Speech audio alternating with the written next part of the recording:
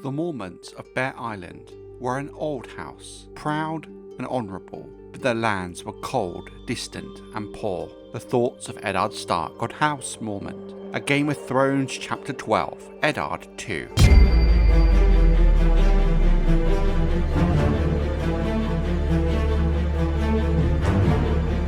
House Mormont of Bear Island is a northern noble house that has been sworn to House Stark of Winterfell, the former kings in the north, for thousands of years. Their seat is known as Mormont Keep, located on Bear Island, a small and remote island in the Bay of Ice, northwest of Winterfell. Their sigil depicts a black bear against a green wood, and their words are, "Here we stand." The Mormont seat is a wooded wall stronghold centered around a dark, smoky keep. The hall is constructed from massive logs and enclosed by an earthen palisade. Upon the gate stands a carved figure of a woman cloaked beneath bearskin, a child nursing at her breast in one arm and a battle axe raised in the other, a traditional emblem of the island's fierce and rugged heritage. Bear Island is beautiful yet remote, its rugged landscape marked by ancient, gnarled oaks, towering pines, and thickets of flowering thornbush. Moss-cloaked grey stones lie scattered among the steep, stream-cut hills,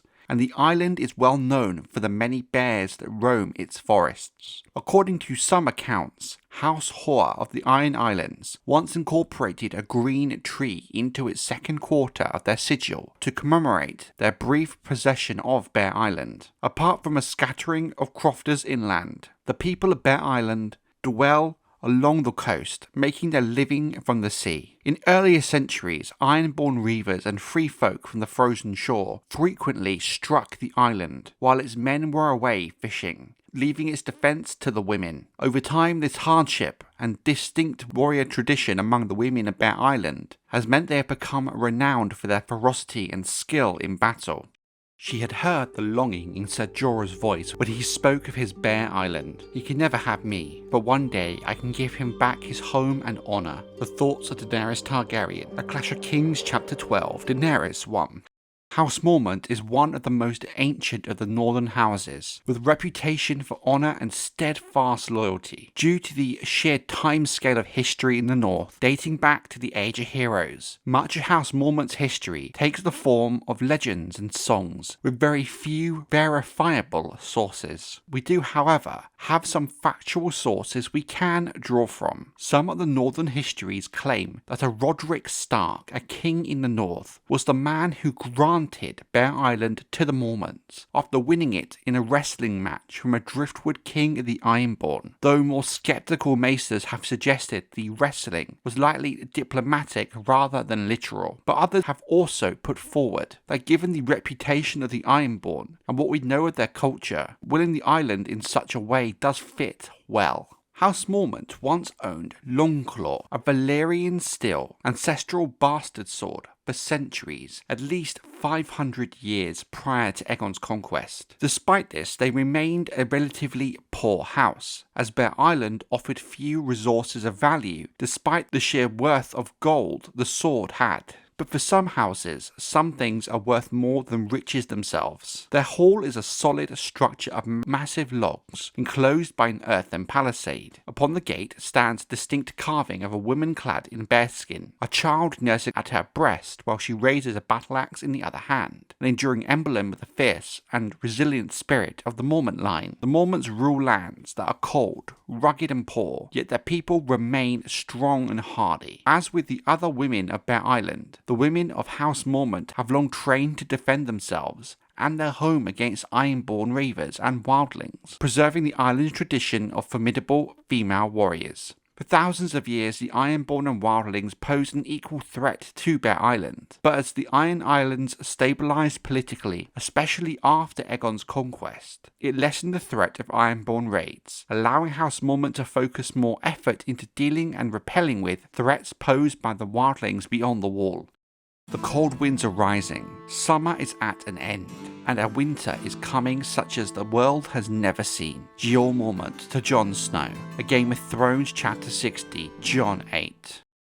It seems the House Mormont have always been loyal to House Stark, the kings in the north for most of their history. Nothing seems to have changed that unwavering loyalty to them post-Aegon's conquest, when King Torrhen Stark bent the knee to the Valyrian Dragon Lords, in which the Starks were reduced to lords and Aegon's Wardens of the North. During the last stages of the conquest, it does also seem that House Mormont were one of the many houses to provide longships and men to King Aegon as he moved to capture the fractured Iron Islands in the wake of the downfall of House Hoare. We also know a Lord Alaric Stark, whom was Lord of Winterfell during the early part of the reign of King Jaehaerys Targaryen, around 50 years post-conquest, was married to a woman of House Mormont. Legends from Bear Island state that Lord Alaric and his Mormont bride made a cloak of the skins of 2 wolves she had killed when she was only 12 years of age. We are also reasonably sure that several members of House Mormont travelled to the Great Tourney at Harrenhal, hosted by Lord Went on behalf of Rhaegar Targaryen in 281 AC. However, we cannot say if any men from House Mormont took an active part in the tourney. If they did, it seems they were not victorious, as tourney records show the victors. Arguably, the most compelling part of Mormont history is indeed very recent. Lord Jeor Mormont was the Lord of Bear Island for the latter part of the reign of King Jaehaerys II Targaryen into that of his son Aerys II. Born in 230 AC, we are not sure when Jeor became Lord, but it does seem he had abdicated his seat prior to Robert's rebellion in favour of his eldest son and heir,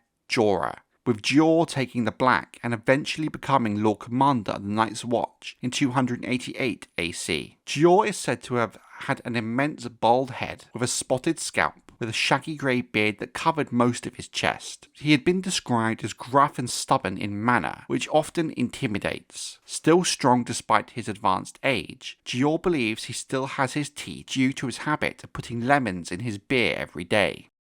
There are ghosts everywhere. We carry them with us wherever we go. Tell me the name of your ghost, Jorah. You know all of mine. Her name was Lyness. Jorah and Daenerys Targaryen, A Clash of Kings Chapter 12, Daenerys 1.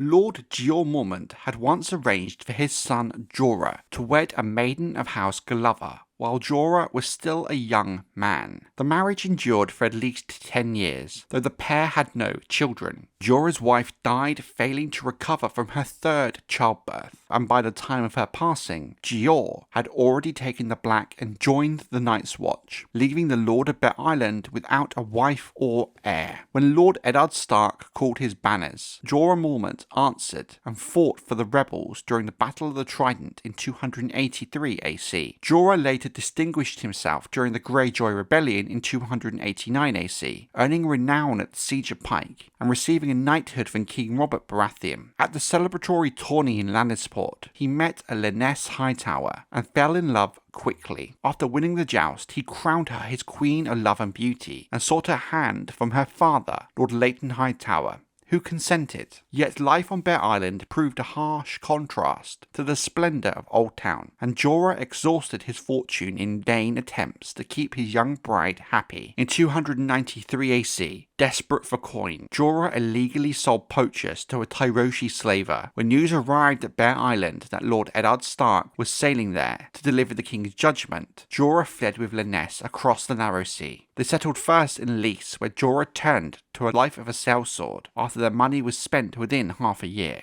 While he fought along the Rhoyne, Lyness became the concubine of a merchant prince, Tregear Ormelium. On his return, Jorah was expelled from Lys and made his way to Volantis. With Jorah's exile, his aunt, Maege Mormont, sister to Jeor, succeeded to rule Bear Island, her eldest daughter Daisy standing as her heir. Longclaw, which Jorah left behind, was returned by Lady Maege to Jeor at the Night's Watch.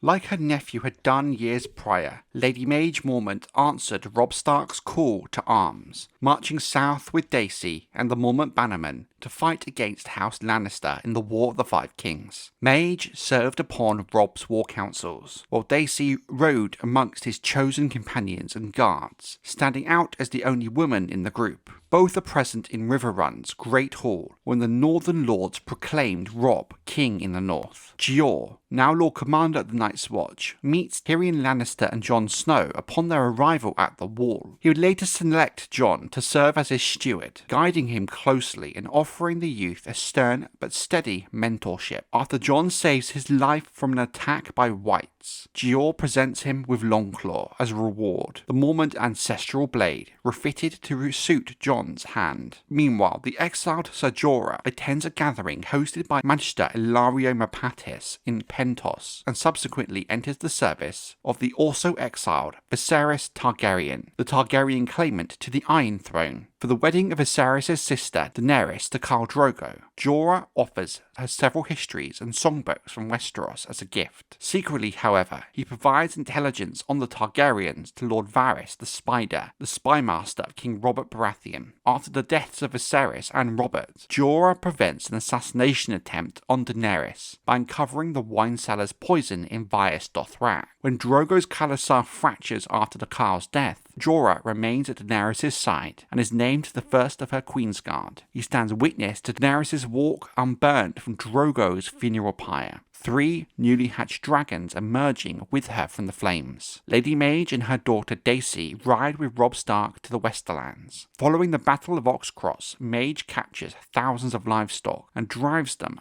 back to the Riverlands, bolstering the Northern Forces' supplies. At the Wall, Jeor commands the Night's Watch during the Great ranging beyond the icy expanse, overseeing the patrols and ensuring the safety of the garrison. Meanwhile, Ser Jorah counsels Daenerys Targaryen to journey to Asshai by the Shadow, believing it to be the safest path for her and her fledgling khalasar. Daenerys, however, chooses to lead her small host to the city of Qarth instead, seeking opportunity and sanctuary there. In preparation for King Robb's campaign to reclaim Moat Cailin from the Ironborn, Lady Maege is dispatched by Robb aboard a Mallister longship to the Neck, tasked with securing the aid of the Crannog men. Tragedy strikes the Northern forces when both Daisy and Robb are slain during the infamous Red Wedding at the Twins. After the Battle of the Fist of the First Men, Lord Commander Jeor Mormont meets his end at the hands of Ollo Lophand during the mutiny at Craster's Keep. Maester Aemon sends a raven to Bear Island, imploring the Mormonts to aid in defending Castle Black against the encroaching wildlings. Jon Snow, Jeor's former steward, is subsequently chosen as the new Lord Commander after the battle beneath the Wall. Ser Jorah Mormont is later exiled from Meereen by Queen Daenerys upon the revelation from Sir Barristan Selmy that he had once been spying for Lord Varys. With the death of her elder sister, Daisy at the Red Wedding, Alysanne becomes the new heir of House Mormont. When Stannis Baratheon calls for the fealty of the Northern Lords, young Lyanna Mormont firmly sends word that Bear Island will not bend the knee. Lyra and Jorah Mormont remain with their mother, Lady Maege, whose whereabouts is currently uncertain. Alysanne Mormont,